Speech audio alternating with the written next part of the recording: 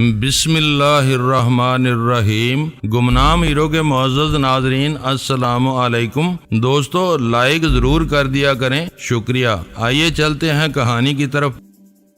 ارونا، میں نے عجیب سے انداز سے کہا، میں اتنا گناہگار ہوں کہ خدا کے سامنے کھڑا نہیں ہو سکتا، لیکن میں یہ بھی مانتا ہوں کہ تمہارا خدا اگر سچا ہوا تو وہ تمہاری نجات کا کوئی نہ کوئی راستہ نکال دے گا۔ اپنے خدا پر بھروسہ رکھو اور سنو، اگر میری اسکیم کامیاب ہو گئی اور منصور تمہیں واپس مل گیا تو اسے اس درگاہ کی کرامت نہ سمجھنا، یہ ایک گناہگار آدمی کی کرامت ہوگی۔ ارونا جانے کے لیے اٹھی۔ اس نے میری ہمدردی اور میرے اعتماد کو یوں قبول کیا کہ میرا ماتھا چوم کر چل پڑی۔ ذرا ٹھہرو ارونا، میں نے اٹھتے ہوئے کہا، میں ضروری کام تو بھول ہی گیا تھا۔ تمہارے پیچھے پیچھے کیر سا ایک آدمی تمہارے گھر تک جائے گا۔ وہ آدمی تم پر نظر رکھے گا اور تم سے اتنی دور رہے گا کہ کسی کو شک نہیں ہوگا کہ وہ تمہارے ساتھ جا رہا ہے۔ تم جس لاری پر سوار ہوگی وہ بھی اسی لاری میں جائے گا۔ اگر تم دونوں مختلف سواریوں میں گئے اور تم آگے نکل گئیں تو جمنا کے پل کے دلی والے سرے پر اتر کر میرے آدمی کا انتظار کرنا۔ وہ جب تمہیں نظر آئے تو آگے چل پڑنا۔ تم اگر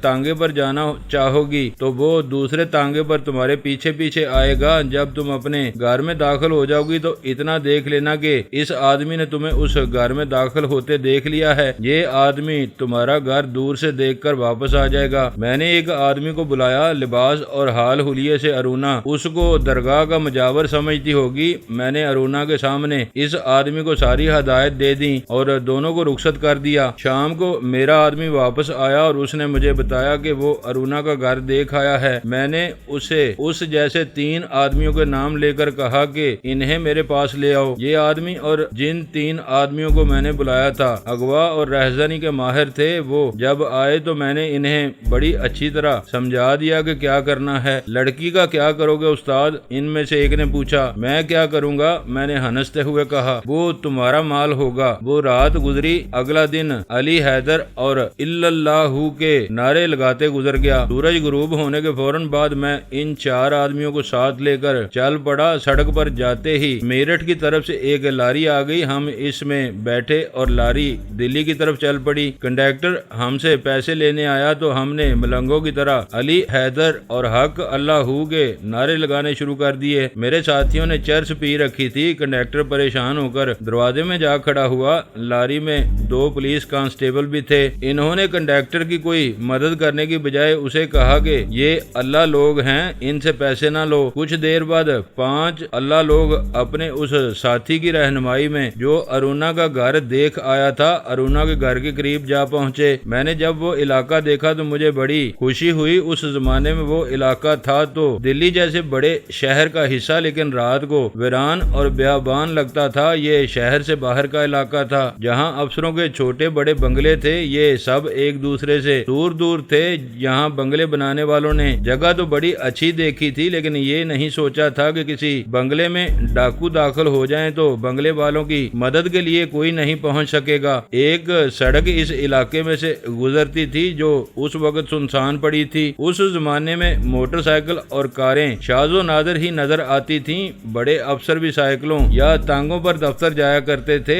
سڑک پر دور ایک بلب جل رہا تھا۔ میرے رہبر نے مجھے ارونا کا گھر دکھا دیا۔ وہ بنگلے کی طرز کا سرکاری کوارٹر تھا جس کی دیواریں زیادہ اونچی نہیں تھیں۔ میں نے اپنے ساتھیوں کو اس طرح بکھیر دیا کہ انہیں نظر آتا رہوں اور ان پر کوئی شک بھی نہ کرے۔ میں سوچنے لگا کہ میں نے جو اسکیم بنائی تھی وہ کامیاب بھی ہوگی یا نہیں۔ انسان کا دماغ اسکیمیں تو بڑی اچھی بنا لیتا ہے، لیکن حالات ایسے ہو جاتے ہیں کہ اسکیم بنانے والا اپنا منہ نوچ لیتا ہے کہ اس نے کیسی احمقانہ اسکیم بنائی تھی۔ مجھے معلوم نہیں تھا کہ منصور اس لڑکی کو گھر میں لایا ہے یا نہیں۔ میں یہ فرض کر کے ایک درخت کے پیچھے کھڑا ہو گیا کہ منصور اس لڑکی کو لایا ہے اور اس لڑکی کے ساتھ باہر نکلے گا اور اسے گھر چھوڑنے جائے گا۔ مجھے خیال آیا کہ لڑکی نہ آئی تو مجھے کیسے پتا چلے گا، اور اگر لڑکی آئی اور منصور نے اسے رات بھر کے لیے روک لیا تو میں کیا کروں گا؟ مجھے تو پتا ہی نہیں چل سکے گا۔ سوچ کر میں نے یہ ارادہ کر لیا کہ 1.5-2 घंटे इंतजार करेंगे। अगर लड़की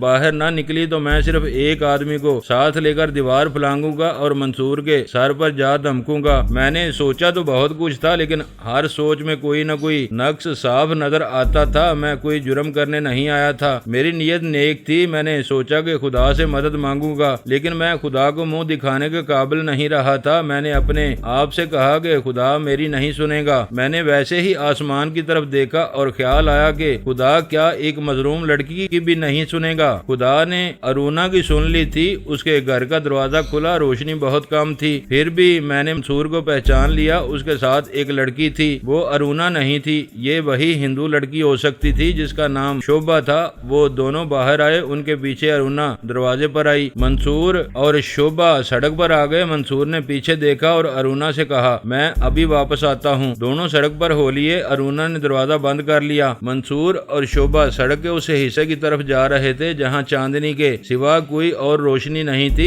चांदनी बड़ी साफ थी, सड़क सुनसान पड़ी थी। मैं उनके पीछे चल पड़ा। मेरे दो साथी जो दरख्तों के पीछे छुपे हुए थे मेरे साथ आ मिले। मंसूर और शोभा हमसे 12-14 कदम ही आगे थे। मंसूर ने पीछे मुड़कर देखा, उसे कोई शक न हुआ, वरना वो रुक कर पूछता कि कौन हो तुम। जरा आगे जाकर मेरे बाकी दो साथी भी सामने आ गए। हमने कदम तेज कर लिए। फासला 2 कदम का रह गया था तो मंसूर ने एक बार फिर पीछे देखा। मैंने झपट कर उसे बाजुओं में जकड़ लिया। स्कीम के मुताबिक मेरे एक साथी ने उसके मुंह पर एक कपड़ा बांध दिया और दूसरे साथी ने लड़की को पकड़कर एक हाथ उसके मुंह पर रख दिया। एक रस्सी हमारे पास थी। हमने मंसूर को एक दरख्त के साथ खड़ा किया और रस्सी उसके और दरख्त के इर्द गिर्द कस कर बांध दी। हमारे पास 2 रिवाल्वर थे और 3 खंजर, लेकिन हमें ये हथियार निकालने की जरूरत महसूस न हुई। लड़की से मैंने कहा कि वो खामोशी से हमारे साथ चल पड़े, वरना उसे कत्ल कर दिया जाएगा। उसके मुंह से हाथ हटा लिया गया था। वो सिसकियां भरने लगी। इसके सिवा उसने मुंह से कोई और आवाज न निकाली। हम जब उसे साथ लेकर चलने लगे तो वो बैठ गई। मेरे एक साथी ने उसका दुपट्टा खींचकर उसके मुंह पर बांध दिया। फिर उसे मेरे एक साथी ने कंधे पर उठा लिया। हम सब दौड़ने की रफ्तार से चलते बंगलों के इलाके से दूर निकल गए। ये बिल्कुल वीरान और गैर आबाद इलाका था। हम सब रात के राही थे। मेरे साथियों के जिस्मों में रात को ही तेजी और तवानाई आती थी। दिन के वक्त चर्च के नशे में डगमगा कर चलने वाले रातों को मुंह जोर घोड़े की रफ्तार से चला करते थे। हम जमुना के किनारे जा पहुंचे और लड़की को अपने दरमियान खड़ा कर लिया और उसका मुंह खोल दिया। देख लड़की, मैंने उसे कहा, हम 5 आदमी हैं, अपना अंजाम सोच ले। मैंने जो जेवर पहन रखा है ये तुम ले लो। लड़की ने कहा, मेरे साथ वो सलूक ना करना, हम तुम्हारा जेवर उतारने नहीं आए। मैंने कहा, हम तुम्हें किसी और मकसद के लिए लाए हैं। तुम कौन हो? लड़की ने पूछा, हिंदू हो या मुसलमान? हम सब हिंदू हैं। मैंने झूठ बोला। नहीं। उसने कहा, तुम हिंदू नहीं हो सकते। अगर तुम वाकई हिंदू हो तो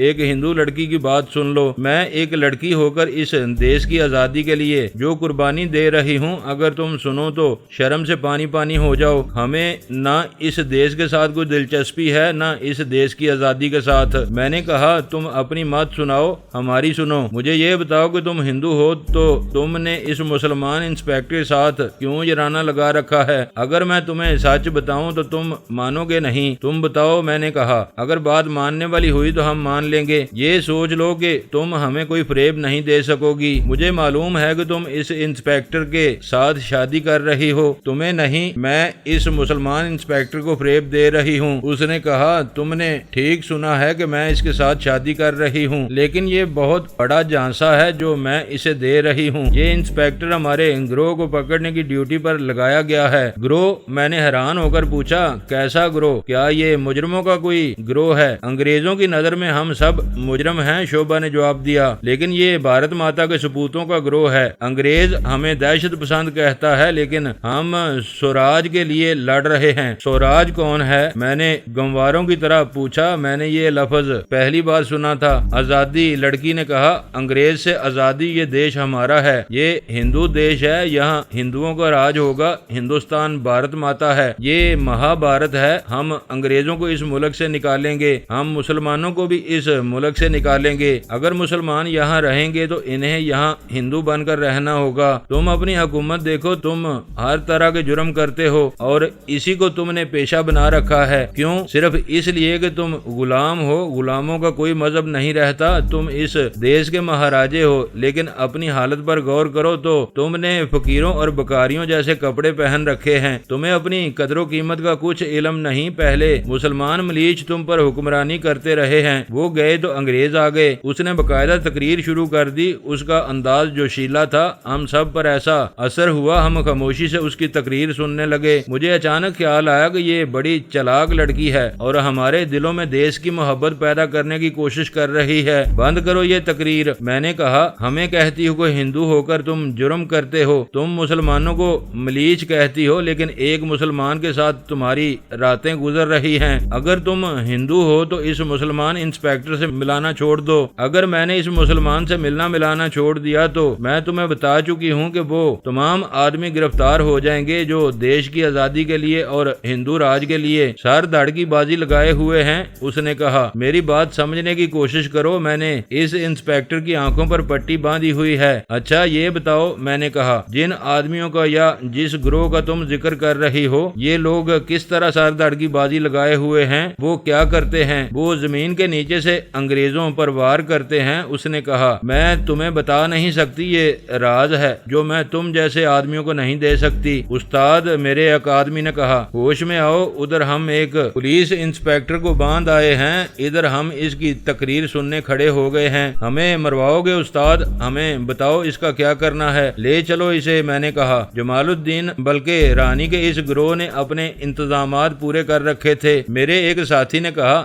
ذرا آگے چلو، کشتی مل جائے گی۔ وہ ایک طرف چلا گیا اور ہم لڑکی کو ساتھ لے کر دریا پر اس جگہ چلے گئے جہاں بہت سی کشتیاں کنارے پر بندھی ہوئی تھیں۔ لڑکی چلا رہی تھی، تم مجھے نہیں، اپنے دیش کو نقصان پہنچا رہے ہو، تم ہندو ہو اور ہندو دیش کی جڑیں کاٹ رہے ہو، چپ نہیں کرو گی تو تمہارے سارے کپڑے اتار دیں گے۔ میں نے کہا، سوچ لو۔ وہ چپ ہو گئی اور میرے منہ کی طرف دیکھنے لگی، اس کا منہ چاند کی طرف تھا۔ میں نے پہلی بار اسے غور سے دیکھا، وہ بہت ہی خوبصورت لڑکی تھی۔ ادھر سے میرا ساتھی ایک آدمی کو ساتھ لا رہا تھا، اس آدمی نے میرے گھٹنے چھو کر میرا دایاں ہاتھ اپنے دونوں ہاتھوں میں لے لیا، پھر اس نے لڑکی کو دیکھا۔ مبارک ہو استاد، اس نے کہا، ہیرا ہاتھ لگا ہے، کوہ نور ہیرا ہے، اور وہ کشتی کا رسا کھولنے لگا۔ یہ آدمی پیشہ ور ملاح تھا اور رانی کے گروہ کا آدمی تھا۔ ان لوگوں کو راتوں کو دریا پار کرنا پڑتا تھا۔ میں نے اپنے ایک آدمی سے پوچھا کہ اس ملاح کو کچھ دینا ہے۔ اس نے کہا کہ رانی نے اس قسم کے آدمیوں کے ماہوار وظیفے لگا رکھے ہیں جو انہیں باقاعدگی سے پہنچتے رہتے ہیں۔ شوبھا کو ہم نے اٹھا کر کشتی میں ڈالا اور ملاح کے چپو چلنے لگے۔ لڑکی نے پھر اپنی تقریر شروع کر دی جو ہم خاموشی سے سنتے رہے۔ وہ مسلمانوں اور انگریزوں کو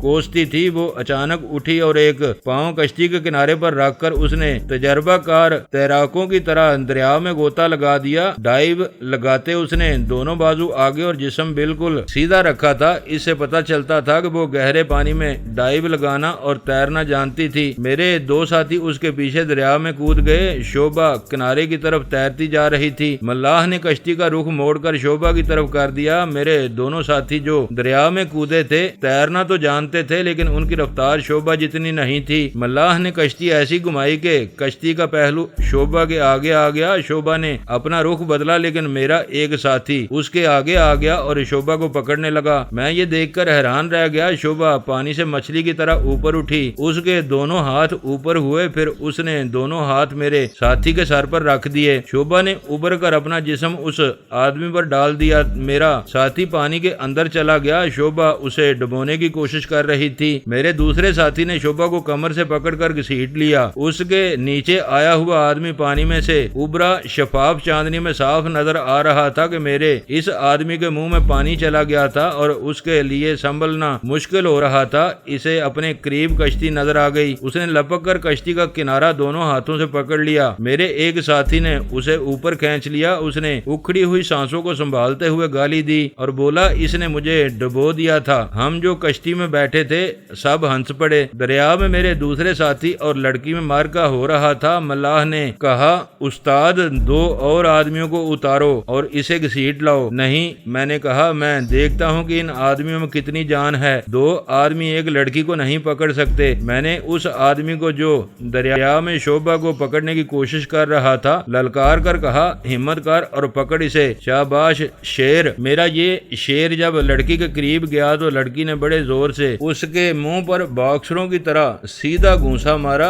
कश्ती को मल्लाह दोनों के इर्द गिर्द घुमा रहा था। मेरा आदमी घूंसा खाकर संभला भी नहीं था कि शोभा ने पीछे से उसके कंधों पर हाथ रखे और पानी से उबर कर अपने जिस्म का पूरा बोझ उस आदमी पर डाल दिया। वो आदमी पानी में गायब हो गया। वो उसे डुबो देगी उस्ताद। उस आदमी ने जो दरिया में से कश्ती में आ गया था घबरा कर कहा, इसके सर पर चप्पू मारो। चुप रह हिजड़े, मैंने कहा। दो आदमी एक लड़की को नहीं पकड़ सके, डूब जाने दो इसे। उस आदमी ने अपने आप को लड़की से छुड़ा लिया और पानी से उबरा। लड़की ने उसके मुंह पर एक और घूंसा जमा दिया। फौरन बाद उसने मेरे इस साथी की गर्दन अपने दोनों हाथों में दबोच ली। मेरे साथी के दोनों हाथ पानी के ऊपर आ गए। हाथों की हरकत से पता चलता था कि वो तड़प रहा है। गोली मार दे इसे। कश्ती में बैठे हुए मेरे एक साथी ने रिवॉल्वर निकाल कर कहा, नीचे करो। मैंने उसके रिवॉल्वर वाले हाथ पर हाथ मार कर कहा, वो मरता है तो मर जाने दो, मुझे ऐसा आदमी जिंदा नहीं चाहिए। शोभा मेरे साथी को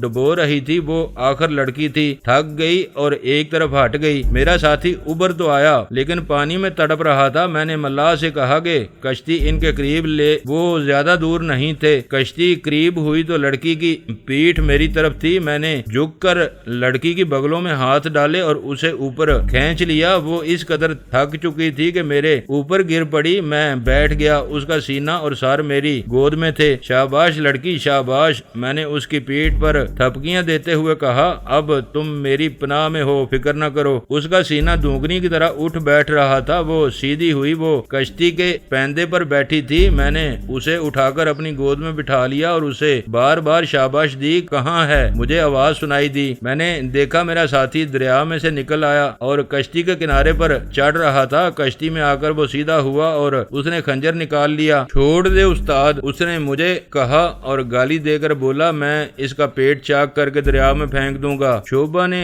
दोनों बाजू मेरे गले में डालकर डरे हुए बच्चे की तरह अपना गाल मेरे मुंह के साथ लगा दिया। वो खंजर से डर रही थी। खबरदार ओए शामे, मैंने अपने साथी से कहा, अंदर कर ले खंजर। दरिया में तेरा खंजर क्यों नहीं निकला था? मत डर लड़की, मैंने शोभा के गाल थपकाते हुए कहा। तुझे कोई मैली नजर से नहीं देखेगा। मैं इस लड़की को और ज्यादा खराजे तहसीन पेश करना चाहता था। मैंने उसे अपने साथ बिठा लिया। उसके बालों और कपड़ों से पानी टपक रहा था। कपड़े जिस्म के साथ चिपक गए थे। अब चांदनी में उसका चेहरा और जिस्म देखा तो ऐसे लगा जैसे जलपरी दरिया में से निकल आती हो। मुझे छोड़ दो ना, उसने मिन्नत के लहजे में कहा। तुम इनके सरदार मालूम होते हो। छोड़ दूंगा, मैंने कहा, लेकिन अभी नहीं। तुम्हारी बहादुरी और फुर्ती देखकर मैं ये वादा करता हूँ कि कोई आदमी तुम्हारे करीब नहीं आएगा। तुम्हारी इज्जत महफूज रहेगी। कश्ती दूसरे किनारे की तरफ चली जा रही थी। मेरे वो दो साथी जो लड़की पकड़ने के लिए दरिया में उतरे थे खामोश बैठे थे और बाकी हंस रहे थे और अपने भीगे हुए साथियों पर फब्तियां कस रहे थे। मैं लड़की के साथ कश्ती के आखिरी हिस्से में बैठा था। मुझे जरा दम लेने दो, शोभा ने धीमी आवाज में कहा। मैं दरिया में उतर जाऊंगी, मुझे पकड़ने के लिए दो आदमी उतार देना। वो खंजर न चलाएं, खाली हाथ आएं और मुझे पकड़ें। अगर मैं किनारे पर पहुंच जाऊं तो मुझे आजाद कर देना। शोभा, मैंने बाजू उसकी कमर के गिर्द लपेट कर उसे अपने साथ लगा लिया और कहा, तुम्हारे कदर मेरे सिवा और कोई नहीं कर सकता। मैं तुमसे, मुझे एक बात बताओ। उसने मेरी बात काट कर पूछा, तुम्हें मेरा नाम किसने बताया है? तुम में से किसी ने भी मुझसे मेरा नाम नहीं पूछा था। मैं तुम्हारा नाम पहले से जानता था। मैंने कहा। ओह, उसे जैसे कुछ याद आ गया हो, कहने लगी, तुमने 2-3 बार कहा है कि इस इंस्पेक्टर के साथ मैं तलक तोड़ लूं। तुमने ये भी कहा था कि मैं इस इंस्पेक्टर के साथ शादी कर रही हूं और अब मैंने तुम्हारी जुबान से अपना नाम सुना है। मैं तुम्हारा मुकाबला नहीं कर सकती, तुमसे अपनी बात नहीं मनवा सकती, लेकिन मुझे यकीन है कि तुमने मुझे किसी की शय पर और किसी को खुश करने के लिए अगवा किया है। ये इंस्पेक्टर मंसूर की बीवी के सिवा और कोई नहीं हो सकती। क्या उस औरत का इतना असर और रसूख है कि हम जैसे मलंगों, फकीरों और मुजरमों से कोई काम करा सके? मैंने पूछा, क्या उसके हाथ अपने खामन से ज्यादा लंबे हैं? हाँ, उसने जवाब दिया, वो पुलिस इंस्पेक्टर की बीवी है और पुलिस इंस्पेक्टर ऐसे महकमे में है कि वो जिसकी तरफ इशारा कर दे उसे अंग्रेज उम्र कैद या मौत की सजा दे देंगे। इसके महकमे के मुखबर नामी ग्रामी मुजरम और बड़े उस्ताद हैं। वो इंस्पेक्टर के घर आते रहते हैं। मुझे मालूम है कि इंस्पेक्टर मंसूर की बीवी का हुक्म मंसूर का हुक्म समझा जाता है, तुम मानो ना मानो, तुमने मुझे इसी औरत के इशारे पर अगवा किया है। वजह ये है कि ये औरत समझ बैठी है कि मैं उसे तलाक दिलाकर उसके खामन के साथ शादी कर रही हूँ और मैं मुसलमान हो रही हूँ। तुम मंसूर के महकमे के मुखबर हो, मुझसे गलती हुई कि मेरे मुंह से निकल गया था कि मैं अंग्रेजों के खिलाफ काम कर रही हूँ। अच्छा हुआ मैंने तुम्हें अपना कोई राज नहीं दिया। क्या अब कोई राज नहीं दोगी? नहीं, उसने कहा, मुझे जलते अंगारों पर खड़ा कर देना, अपने ग्रोह का कोई राज नहीं दूंगी। हम तुम्हें अंगारों पर खड़ा नहीं करेंगे। मैंने कहा, हम 5 आदमी हैं, जरा सोच लो। मुझे परवाह नहीं, उसने कहा, मैं अपनी आबरू भारत माता पर कुर्बान कर चुकी हूँ। इंस्पेक्टर मंसूर के साथ मेरी शादी नहीं हुई, लेकिन मैं उसकी बीवी बनी हुई हूँ। मंसूर को मालूम नहीं कि मैं उसके महकमे के एक और इंस्पेक्टर के पास भी जाया करती हूँ। मुझसे कोई क्या राज लेगा? मैं उनसे राज लेकर अपने ग्रोह को बचाए हुए हूँ। हम 4 लड़कियां हैं जो अंग्रेजी कानून और उसके तोड़ने वालों के दरमियान लोहे की दीवारें बनी हुई हैं। मैं किसी के साथ शादी नहीं कर रही। तुमने मुझे बड़ा कीमती राज दिया है। मैंने कहा, वो ये कि तुम इंस्पेक्टर मंसूर को धोखा दे रही हो। जाओ उसे बता दो। शोभा ने कहा, वो मुझे उसी तरह चाहता है जिस तरह बच्चा माँ के बगैर नहीं रह सकता। उसे बताओगे कि शोभा तुम्हें धोखा दे रही है तो वो पागल होकर दीवारों के साथ टक्करें मारेगा या अपने रिवॉल्वर से अपने सर में गोली मार लेगा।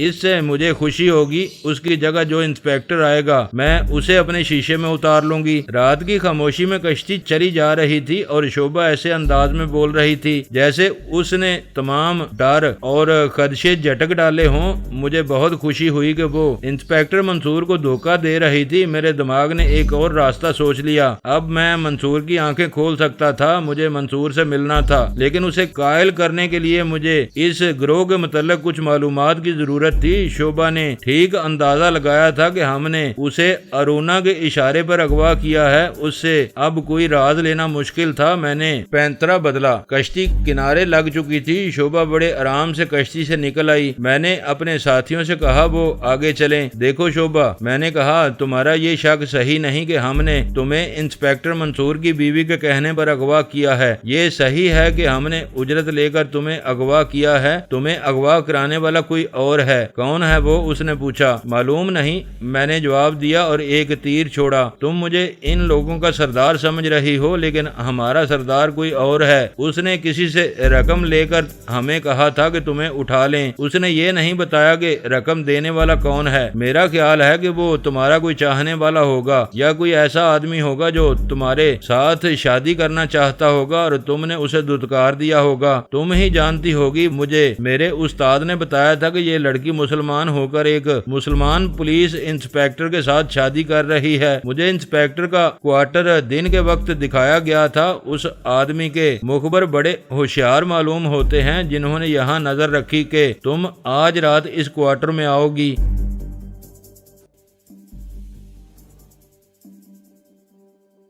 दोस्तों, वीडियो को लाइक जरूर कर दिया करें। ISI पाक आर्मी जिंदाबाद, पाकिस्तान पाइंदाबाद। मुअज़्ज़ज़ नाज़रीन, अपना ख्याल रखिएगा और अपने इस चैनल का भी शुक्रिया।